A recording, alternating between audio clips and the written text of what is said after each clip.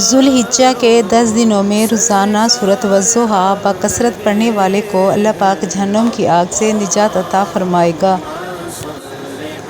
ذوالحجہ کے جمعہ میں 2 کر کے 6 رکعت پڑھیں۔ ہر رکعت میں سورۃ فاتحہ کے بعد 15 بار سورۃ اخلاص پڑھیں۔ چھٹی رکعت کے سلام کے بعد 10 بار لا الہ الا اللہ الملک الحق المبین پڑھیں اور 10 بار درود شریف پڑھیں تو اللہ پاک سب سے پہلے اسے جنت میں داخل فرمائے گا۔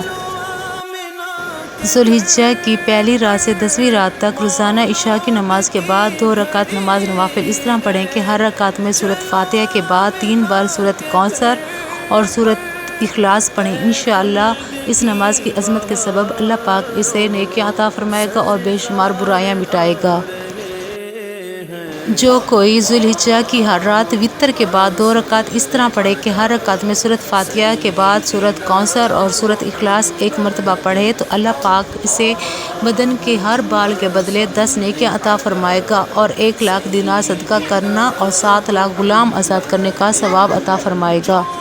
حجہ کے پہلے عشرے میں روزانہ باوضو کسی بھی وقت سورۃ فجر کا پڑھنا افضل ہے اور جو کوئی ایسا کرے گا اللہ پاک بروز قیامت اس کی بخشش فرمائے گا اور اس کے لیے اس دن کوئی خوف نہ ہوگا۔ ذوالحجہ کے مہینے میں عبادت کا ثواب 70 گنا بڑھ جاتا ہے۔ ہر دن کا روزہ 1 سال کے روزے کے برابر ہے اور ہر رات کا قیام لیلۃ القدر کے قیام کے برابر ہے۔ اللہ تعالیٰ کو اس 10 دنوں سے کوئی زیادہ دن محبوب نہیں۔